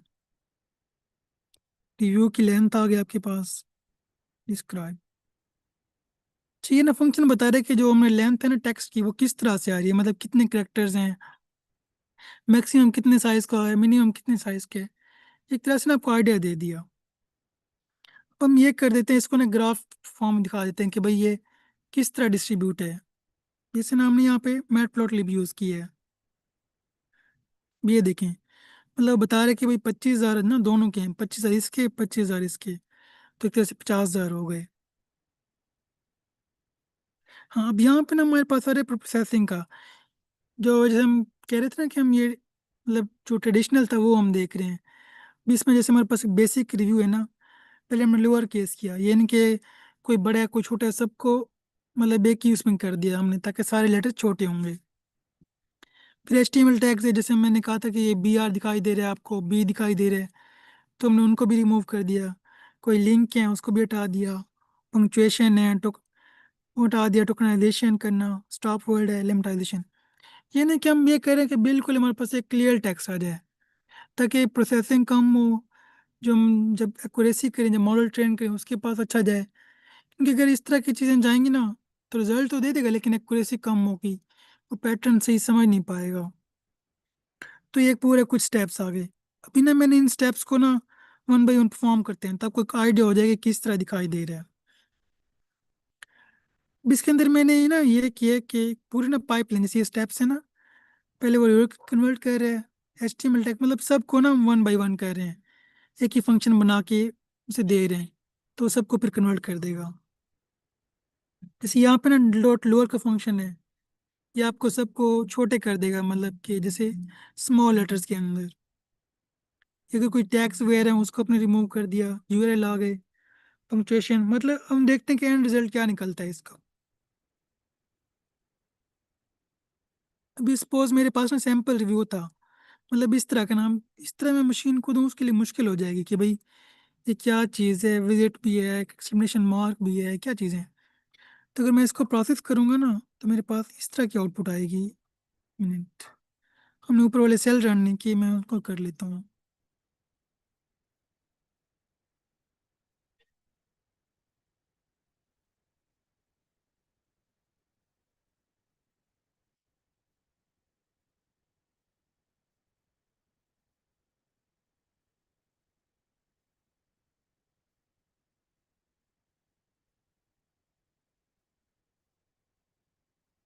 जब देखें ना आप यहाँ पे बुक कर रहे हैं ना, अभी ये प्रोसेस हो रहा है, अभी ये देखें उसने इसको इस तरह कर दिया है।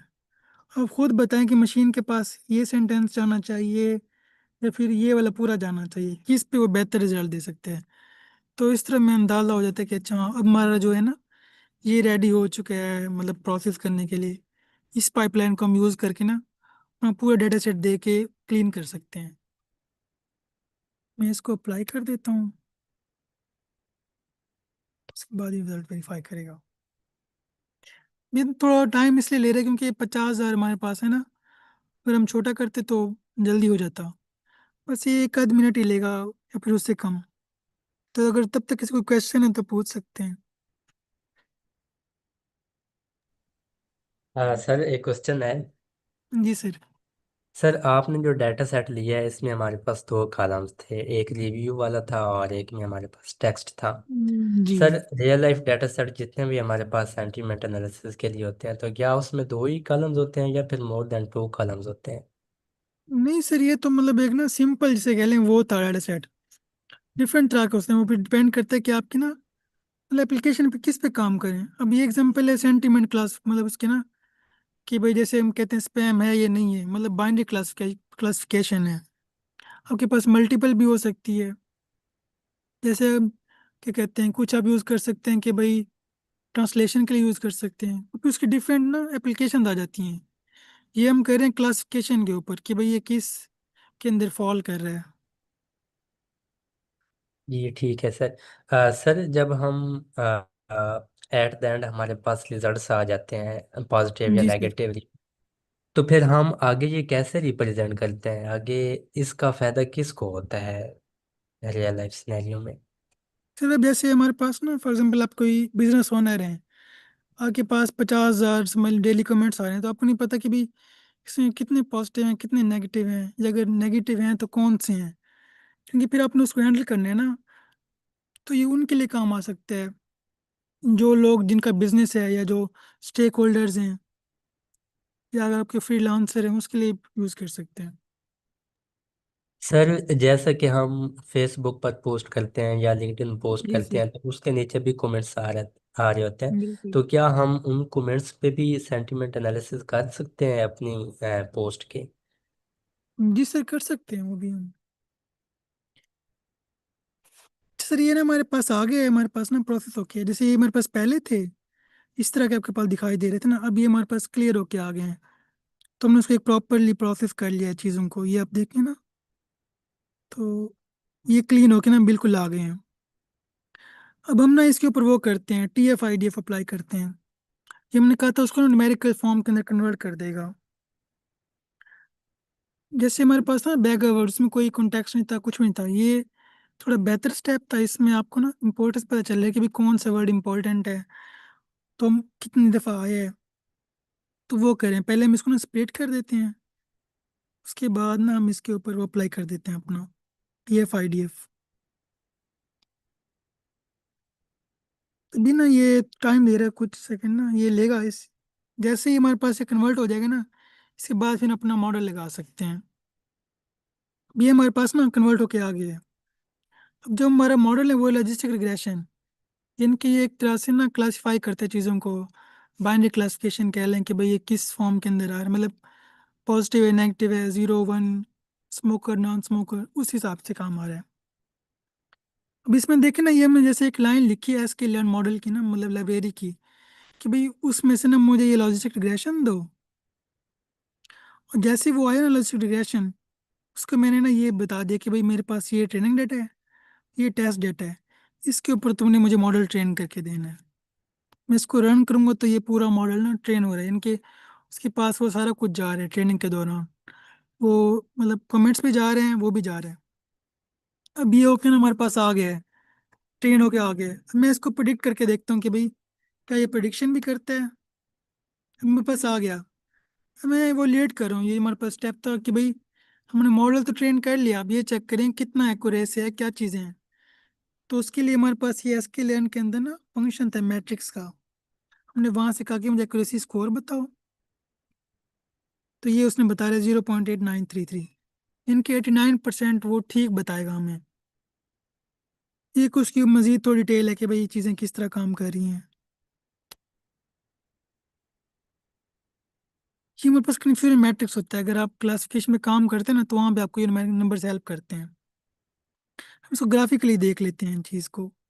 ये देखें कि मतलब इतनी दफ़ा उसने सही बताया, इतनी दफ़ा गलत बताया, तो मैक्सिमम टाइम वो सही बता रहे हैं हमें।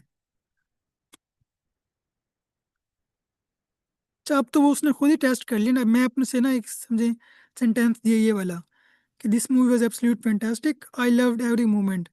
अभी चेक करते हैं कि ये क्या बताता है, पॉजिटिव है नेगेटिव है। मैं इसको ना कन्वर्ट कर चेक करता हूँ। ये देखिए वो कह रहे हैं कि पॉजिटिव है, उसे तकरीबन इतने परसेंट मतलब चांसेस हैं कि भाई 98% से यकीन है कि भाई पॉजिटिव ही है।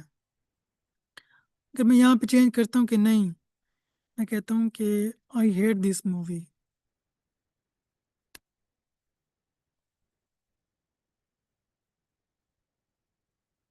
मैंने सिंपल क्या किया उसके अंदर थोड़ा सा चेंजिंग कर दिया। मैं इसको अगर करता हूँ रन, तो ये देखें वो बता रहा है कि भाई 98% वो श्योर है कि ये चीज़ नेगेटिव है। तो इस तरह का जब हम मतलब क्या कहते हैं क्लासिकल एनएलपी यूज़ करते हैं ना, तो इस तरह ये सारे मतलब हमारे पास स्टेप्स परफॉर्म होते हैं, ये हम चीज़ें कर रहे होते हैं। लेकिन अगर हम नेक्स्ट स्टेप्स पे मूव करते हैं ना, जैसे आजकल हमारे पास ट्रांसफार्मर हैं, जैसे चैट जीपीटी है, तो वो फिर सारे स्टेप खुद ही करता है। वो एडवांस आर्किटेक्चर रहता है, उसमें उसे पता होता है कि भाई पीछे कॉन्टेक्स्ट क्या है, उसका मीनिंग क्या है, ओवरऑल क्या चीज़ है। तो फिर वो आपको बेहतर एक अच्छा मतलब रिस्पॉन्स करता है। तो अगर यहाँ तक कोई क्वेश्चन है तो पूछ सकते हैं। अस्सलाम वालेकुम सर।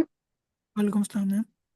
सर आपका जो डेटा सेट है, आपने कहा है कि 50,000 उसमें जो है टेक्स्ट है ना, तो आपने 25,000 पॉजिटिव और 25,000 नेगेटिव रखा है। मीन्स का आपका डेटा जी सेट बैलेंस। और अगर यस मैम। डेटा आपका डेटा सेट बैलेंस है तो इसका मतलब इसका इफेक्ट पड़ता है मॉडल की परफॉर्मेंस में। अगर डेटा सेट बैलेंस हो तो मॉडल अच्छा है, मतलब रिजल्ट एक्यूरेट, मतलब अच्छा रिजल्ट देगा। अगर इम्बैलेंस है तो वो मॉडल अच्छा परफॉर्मेंस नहीं करेगा। तो आप इस बारे में बता दें। यस मैम, वो डिपेंड करता है मतलब ना एक्चुअली में, क्योंकि उसने सीखना तो पैटर्न से है। फॉर एग्जांपल अगर मैं कहता हूँ कि आप सिर्फ रेशियो रख देते हैं 90-10 की, या 60-40 की रेशियो रख देते हैं। 60-40 तो फिर भी ठीक है, अगर आप 70-30 रेशियो रखते हैं ना, तो मतलब इसका मतलब है कि आप 70 दफ़ा उसे एक चीज़ बता रहे हैं, तो सिर्फ चीज़ बता रहे हैं 30 दफ़ा। तो 70 को प्रेफरेंस देगा कि भाई जो चीज़ 70 दफ़ा आ रही है ना, मतलब उसमें जगह इसकी इंपॉर्टेंस ज़्यादा है, तो वो उन चीज़ों को भी प्रायोरिटाइज कर देते हैं। तो इसलिए हम कोशिश करते हैं हमारा डेटा सेट बैलेंस हो।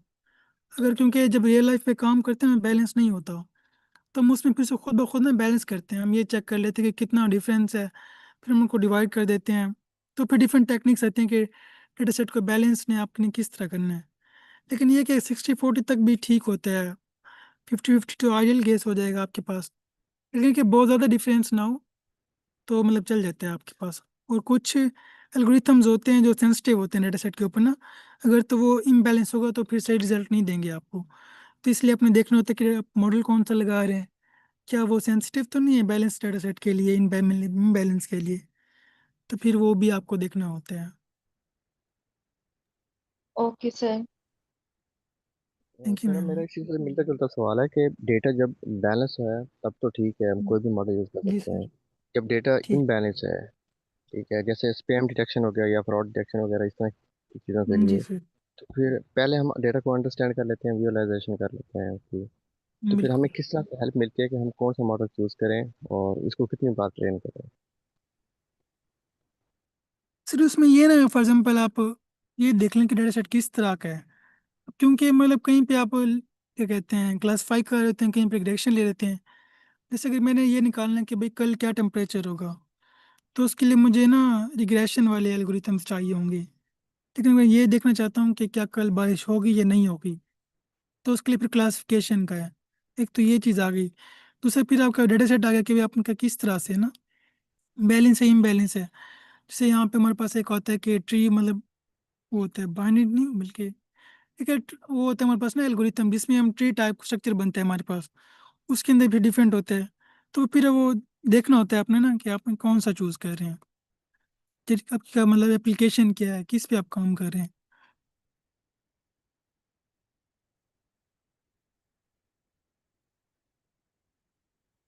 तो क्लियर है सर आपको? सर थोड़ा मज़ीद क्लियर कर दो। सर अब जैसे ना फॉर एग्जाम्पल आपके पास दो चीज़ें हैं। एक तो ये कि भाई कि कल बारिश होगी नहीं होगी। अब यहाँ पे ना आपके पास आता है कि क्लासीफाई कर रहे हैं चीज़ों को ना, तो आपको क्लासिफिकेशन के एल्गोरिथम्स में से कोई एक पिक करना पड़ेगा। लेकिन अगर आप कहते हैं कि नहीं मेरे पास ना ये देखने के कि कल की टेम्परेचर कितना है या कितना स्कोप प्रिडिक्ट करना है, तो कॉन्टिन्यूस वैल्यूज आपने प्रिडिक्ट करनी हो तो आप ना रिग्रेशन यूज़ कर रहे होते हैं। जैसे हाउस प्राइस है, तो वहाँ पे आपको स्पेसिफिक कैटेगरी का ना कोई एल्गोरिथम चूज़ करना पड़ता है। जैसे हमारे पास ये थे, इसमें ना हमने सिंपल लगा दिया मशीन लर्निंग का मॉडल, क्योंकि मुझे पता है कि ये एक बेसिक लेवल का है, तो इसके लिए मैं ये सिंपल यूज़ कर सकता हूँ लॉजिस्टिक रिग्रेशन। इस तरह अगर आपका थोड़ा कॉम्प्लेक्स है, मतलब उसमें ज़्यादा चीज़ें हैं, आपको उसके अंदर वैरायटी ज़्यादा है, तो आप डिफरेंट एल्गोरिथम यूज़ कर सकते हैं। लेकिन कैटेगरी आपकी फिर वहीं रहेगी जिस तरह का आपके पास डाटा सेट ओवरऑल है।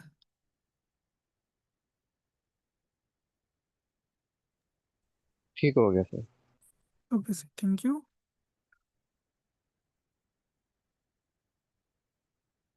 तो अगर किसी और को क्वेश्चन है तो पूछ सकते फिर यहाँ पे अपने हीट मैप का शो कर दिया था, उसका जो ग्राफ था, काइंडली आप उसको शो कर दें। हैं। ये वाला सर? ये सर कंफ्यूजन मैट्रिक्स वाला एग्जैक्टली इसकी समझ नहीं आ गई कि किस तरह से इसको जो प्रेजेंट कर रहे हैं कि कहाँ पे। जी सर, इसके ना नाम से जाहिर है कि कन्फ्यूजन मैट्रिक्स, इनके बीच में ना दो चीज़ें हो रही थी। मतलब एक जो मॉडल ने चीज़ बताई है और एक जो चीज़ एक्चुअली है। इसमें हमारे पास ना दो कैटेगरी थी। अब ये देखिए ना नीचे यहाँ पे लिखा हुआ है, अगर मैं ना यहाँ पे यूज़ कर लेता हूँ एनोटेशन का। मेरे पास यहाँ पे लिखा हुआ है कि भाई प्रेडिक्शन और एक्चुअल, यानी कि उसने क्या प्रेडिक्ट करना है, मतलब उसने और एक्चुअल में क्या था। अब यहाँ पे लिखा हुआ है नेगेटिव, यानी कि उसने मॉडल ने जो प्रेडिक्ट किया है ना, वो उसने प्रेडिक्ट किया ये नेगेटिव क्लास है। और जो एक्चुअल में थी वो भी नेगेटिव थी, जिनको उसने एक चीज़ सही बताई है। जैसे मैंने बात कहा था ना कि आई हेट दिस मूवी, वो प्रेडिक्ट भी नेगेटिव करे और एक्चुअल में है भी नेगेटिव। तो ये जो बॉक्स है तो मैं ये बता रहा होता है कि भाई इसे हम बोलते हैं कि ये ट्रू नेगेटिव है।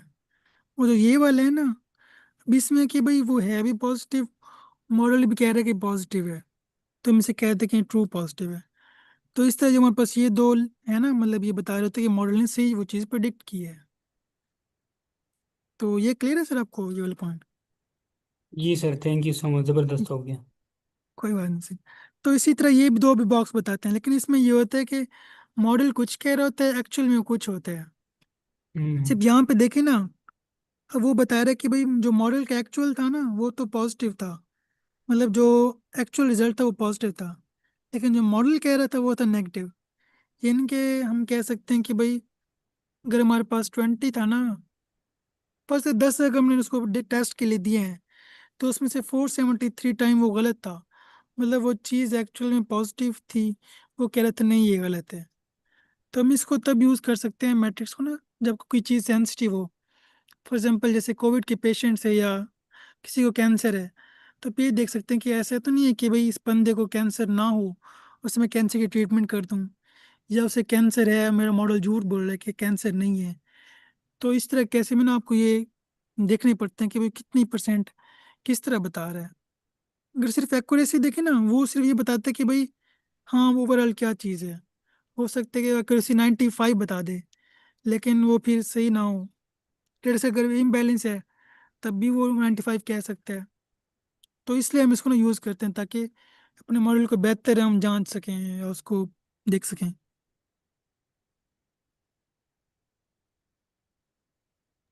Amazing sir. सर अगर आप मतलब सर हम टाइम दें रैंडम तो स्टेट जी सर, जी सर आप बात पूरी कर लें। कि सर मैक्सिमम मॉडल जी जी सर मैक्सिमम मॉडल हम यूज़ करते हुए रैंडम स्टेट 42 रखते हैं। इसकी क्या रीज़न होती है? मीन्स कि हम ना रखें या इसको रखें तो ज़्यादा फायदा क्या होता है? तो नॉर्मली हम इसको इसलिए रखते हैं ताकि वो रैंडमली चीज़ों को पिक करे ना। अब क्योंकि आप कुछ करें टेस्टिंग के लिए, कुछ करें ट्रेनिंग के लिए, फिर वैसे कह दूँ हो सकता है कि कहीं ना कहीं बाइसनेस आ जाए हमारे ऊपर कि पहले सारे पॉजिटिव हों या सारे नेगेटिव हों। तो हम इसलिए करते हैं कि रैंडमली ना चीज़ों को पिक कर होता है। तो जो तकरीबन ना लोग 42 ही रख रहे होते हैं तो मतलब एक अच्छा मानते हैं। मीस हो सकता है कि भाई आप अगर सिंपल रखें, पहले सारी क्लासें पॉजिटिव की हों फिर नेगेटिव की हों, मतलब तो फिर वो गलत ही सीखेगा, उसके पास गलत इन्फॉर्मेशन जाएगी। तो हम कहते हैं बायसनेस ना हो, वो उसे सही चीज़ों को ना वो कर सके। तो फिर इस वजह से ना हम उसको रैंडम रख देते हैं। मीन्स कि जब मॉडल की डेटा स्प्लिट करेगा तो वो बाइस ना हो बल्कि वो जी सर। रैंडमली करेगा। जी सर, मतलब वो रैंडमली टेस्ट पे रखेगा, ट्रेनिंग पे रखेगा उनको। ठीक है।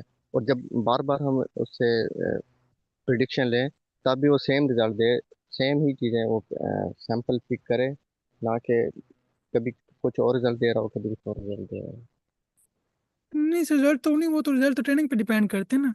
कि बस ये होगा कि भाई आप उसको एक ही से नहीं करे बल्कि रैंडमली, ताकि आपके पास वो जनरल जनरल चीज़ें याद है कि भाई उसने एक ओवरऑल डेटा सेट में से चीज़ें पिक की हैं, मतलब कहीं से वो लिया हुआ है। ठीक है, मीन्स कि प्रिडिक्शन पर नहीं करते, ये स्प्लिटिंग डेटा पे ही काम कर रहा होता है। जिससे मतलब आपको हेल्प आउट करते हैं कि आपका जो दिया है वो अच्छा, मतलब अपनी ट्रेनिंग के लिए उसको देंगे। ठीक होगा। जी सर।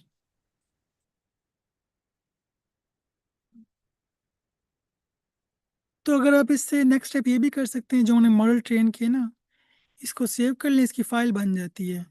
उस फाइल को ना फिर आप मतलब क्या कहते हैं, वो स्ट्रीमलीट या ग्रेडियो पे भी ना कर सकते हैं, मतलब इंटरफेस कनेक्ट कर सकते हैं कि भाई के पास फ्रंट एंड हो जाएगा, पीछे ये बैक एंड पे होगा। फिर इनपुट के अंदर कोई बंदा कुछ भी टेक्स्ट लिखे तो बता दे कि भाई क्या चीज़ है, पॉजिटिव है नेगेटिव है या उसके किस तरह से हैं। तो फिर इसको इस तरह भी फिर आप नेक्स्ट स्टेप पे लेके जा सकते हैं जब इसको मतलब एक एप्लीकेशन बनाना चाहें। ये तो भी सिंपल हमारे पास VS कोड के अंदर था ना, आप फिर उसको बना के वेब के ऊपर डिप्लॉय भी कर सकते हैं, तो वो फिर आपके ऊपर होता है।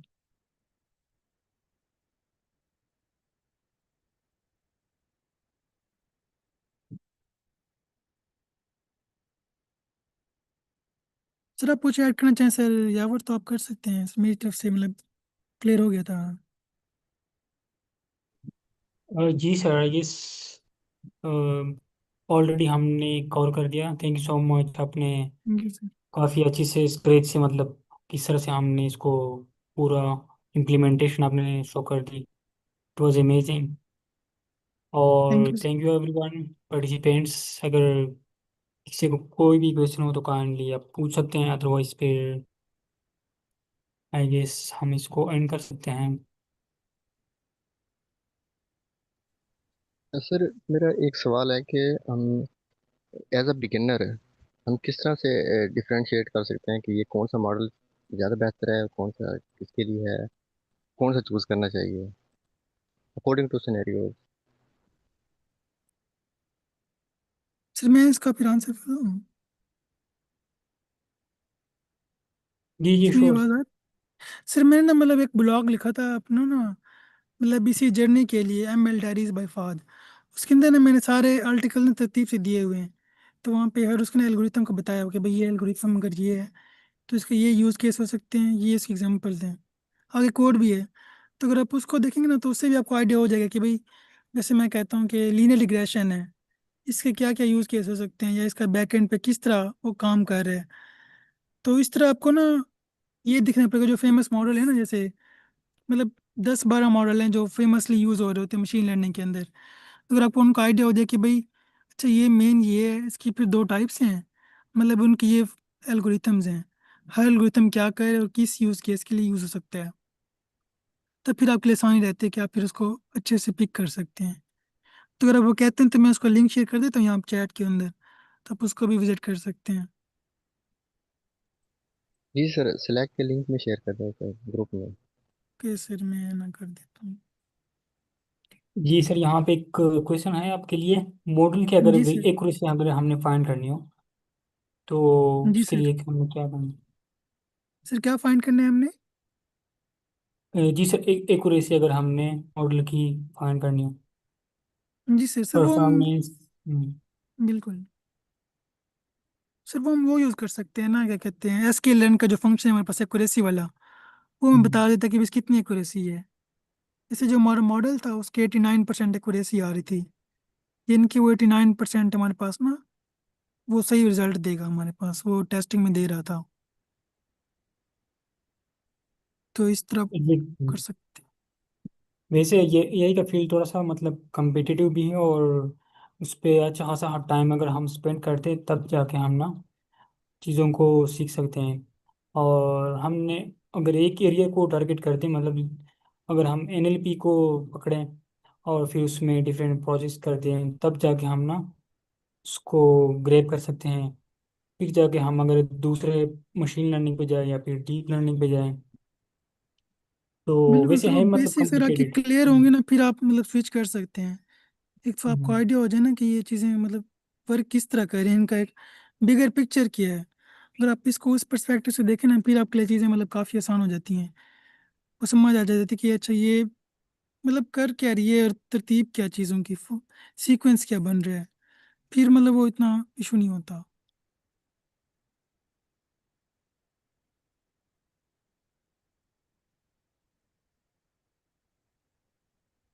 जी जी सर, वैसे अगर आपने कुछ सरफात अगर आपने ऐड करना हो, मतलब अगर किसी ने स्टार्ट करना हो और तो कहाँ से कर लें या फिर हैकाथॉन्स में पार्टिसिपेट करें? सर मतलब वो भी कर सकते हैं, लेकिन कुछ कोर्सेज भी हैं मतलब वो भी आपको हेल्प आउट कर सकते हैं। स्ट्रक्चर जो कोर्सेज होते हैं ना, जैसे अगर मशीन लर्निंग का देखें या सर इरफान मलिक है एआई की ना, उनका एक कोर्स है वो भी मतलब अच्छा है।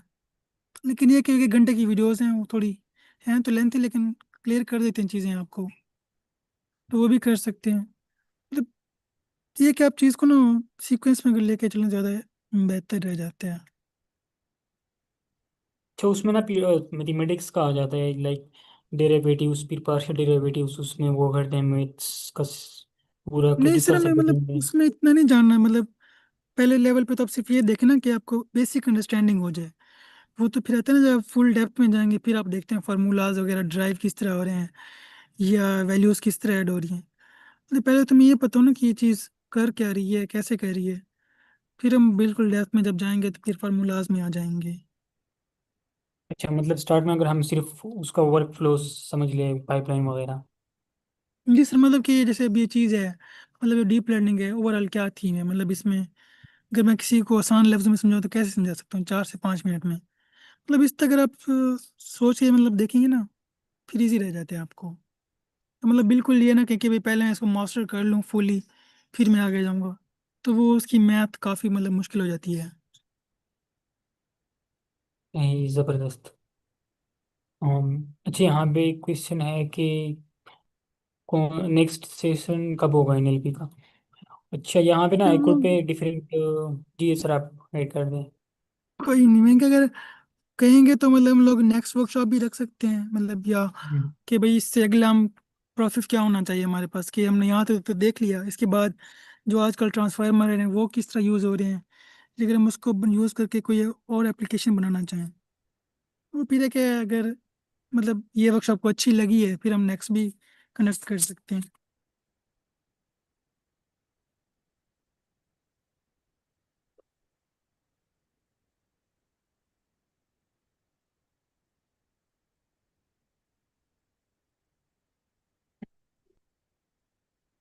Okay.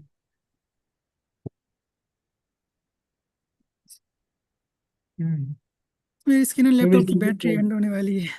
आप फिर इसको अच्छा कर अच्छा लें, कंटिन्यू कर लें। all right जी everyone thank you so much. अगर we will think about it कि अगर हमने नेक्स्ट सेशन अरेंज कर दिया तो दैट वुड बी ओके। और मीनवाइल कोई भी क्यूरी हो तो आप स्लैक में भी पूछ सकते हैं, यहाँ पे भी अगर आप टाइम है भी तो पूछ सकते हैं। सर हारिस भी हमारे साथ हैं, वो भी one of the best trainers हैं। और बिल्कुल।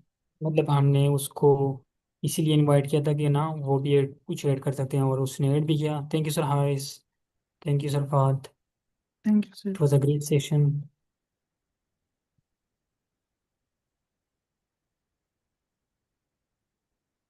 Okay sure. हम एक छोटा सा प्रोजेक्ट और भी अरेंज कर देंगे इंशाल्लाह। Sir Fahad is a great trainer by the thank way. You sir.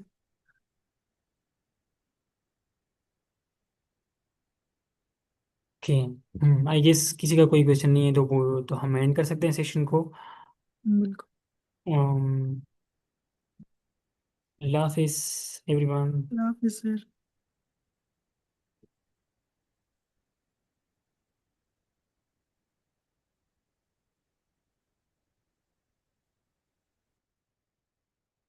Sir Haris are you there? क्या आप सेशन को एंड कर सकते हैं, क्योंकि मेरे पास मेरे ख्याल से प्रिविलेजेस नहीं है, होस्ट ही कर सकते हैं। आप होस्ट हैं।